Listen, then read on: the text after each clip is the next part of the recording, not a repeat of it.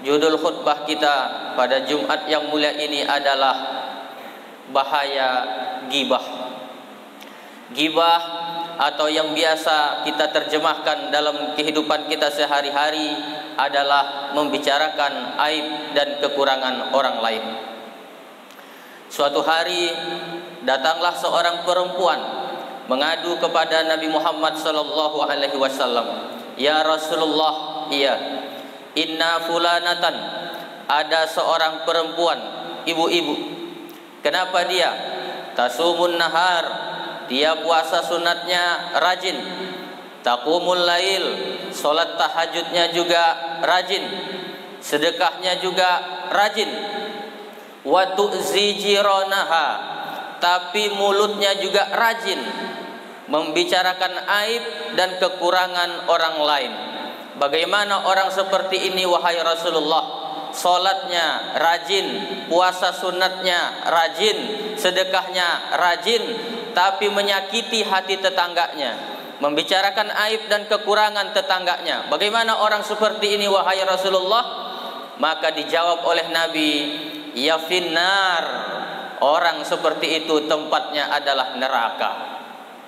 Hadirin jamaah Jumat rahimakumullah, dalam kehidupan kita sehari-hari, mungkin tanpa sengaja, ketika kita sedang ngobrol bersama teman kita, entah di tempat makan, entah di warung kopi, bahkan kadang-kadang juga ada yang di dalam masjid, tanpa kita sadar kita membicarakan aib dan kekurangan orang lain.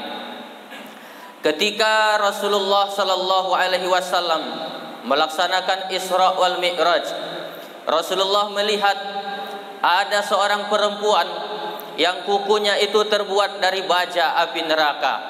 Lalu kukunya itu dicakarkannya ke wajahnya sendiri. Perempuan itu pun meraung-raung kesakitan. Sudah tahu sakit tapi dicakar-cakarnya juga wajahnya. Rasulullah pun heran, lalu bertanya kepada malaikat Jibril, "Wahai Jibril, ini orang kenapa? Sudah tahu sakit, kukunya panjang, dicakarkannya ke mukanya. Kenapa ini orang? Bodoh sekali." Kata malaikat Jibril, "Muhammad, itulah contoh dari umatmu yang ketika hidup di dunia dia sibuk mencari aib dan kekurangan orang lain sampai lupa dengan aib dan kekurangan yang ada pada dirinya sendiri." Hadirin jamaah Jumat rahimakumullah, oleh budaya kita sekarang ini, membicarakan aib dan kekurangan orang lain bukanlah hal yang tabu.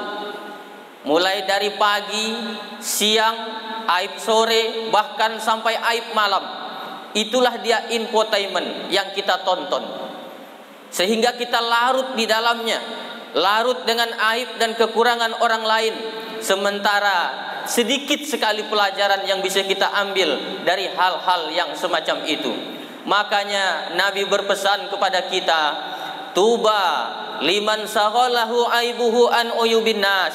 Beruntunglah orang yang kalau kekurangan pada dirinya membuat dia sibuk sehingga tidak sempat lagi mencari aib dan kekurangan orang lain. Tetapi sebaliknya celaka betul orang kalau waktunya habis digunakannya untuk mencari aib dan kekurangan yang ada pada orang lain sampai lupa kepada aib dan kekurangan yang ada pada dirinya sendiri. Hadirin jamaah Jumat rahimakumullah, orang yang membicarakan aib dan kekurangan orang lain digambarkan oleh Allah Subhanahu wa taala seperti orang yang memakan bangkai saudaranya sendiri yang sudah mati. Allah berfirman dalam Al-Qur'an surah Al-Hujurat ayat 12, "A'udzubillahi minasyaitonir rajim. Ayuhibbu ahadukum ayyakula lahma akhihi maitan," kata Allah. Sukakah kalian memakan bangkai saudara kalian sendiri yang sudah mati? Fakarihtumuh, tentu kalian akan merasa jijik, kata Allah. Orang yang suka membicarakan aib dan kekurangan orang lain seperti memakan bangkai saudaranya sendiri yang telah mati.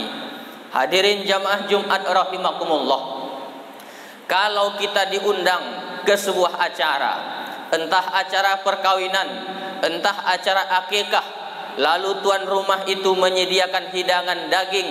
Daging itu daging sapi, dan ternyata sapinya adalah sapi bangkai. Tentu tidak ada di antara kita yang mau memakannya. Tetapi anehnya, hampir setiap hari kita mau memakan bangkai saudara kita sendiri yang telah mati. Itulah dia, membicarakan aib dan kekurangan yang ada pada orang lain sampai lupa dengan aib diri kita sendiri. Hadirin jamaah Jumat rahimakumullah. Dulu kalau orang ingin membicarakan aib dan kekurangan orang, itu harus bertemu, itu harus berjumpa. Tapi sekarang, satu di Jakarta, satu di Sambas, satu di Pontianak, satu di Malaysia, bisa membicarakan aib dan kekurangan orang dalam sebuah wadah. Apakah itu Facebook, apakah itu grup WhatsApp, apakah itu di Instagram, dan lain sebagainya. Ingat, semuanya itu nanti akan dimintakan pertanggungjawaban di hadapan Allah. Ayatnya sering kita baca dalam surat Yasin ayat 65. Al-yauma nakhtimu ala afwahihim wa tukallimuna aydihim wa tashhadu arjuluhum bima kanu yaksibun. Pada hari ini, kata Allah, pada hari itu mulut mereka kami kunci, tangan mereka yang akan bicara, kaki mereka yang akan laporan terhadap seluruh perbuatan yang pernah mereka lakukan ketika hidup di dunia. Hadirin jamaah Jumat rahimakumullah. Oleh karena itu, dosa, bahaya membicarakan aib dan kekurangan orang ini sungguh sangat luar biasa. Maka sesungguhnya khutbah ini mengingatkan diri khatib sendiri, umumnya untuk kita semua. Juga jangan lupa kita ingatkan sanak saudara handai taulan kita supaya jangan terjebak kepada dalam penyakit ghibah, al-istighalu bi uyubil khalqi, mencari aib dan kekurangan orang sampai lupa dengan kekurangan yang ada pada dirinya sendiri. Maka kalau ada teman kita, kita bantu, kita tolong. Ketika ada yang membicarakan, kasihan tetangga kita, rajin ke masjid, baca Qur'annya rajin, sedekahnya tidak pernah tinggal, sayang istrinya selingkuh. Kita harus segera mengingatkan, na'udzubillah, kita berlindung kepada Allah dari perbuatan seperti itu. Belum tentu istri kita lebih baik daripada dia. Hadirin jamaah Jumat rahimakumullah, kelak pada hari kiamat akan terjadi penyesalan yang luar biasa bagi orang-orang yang suka menggibah, membicarakan aib orang.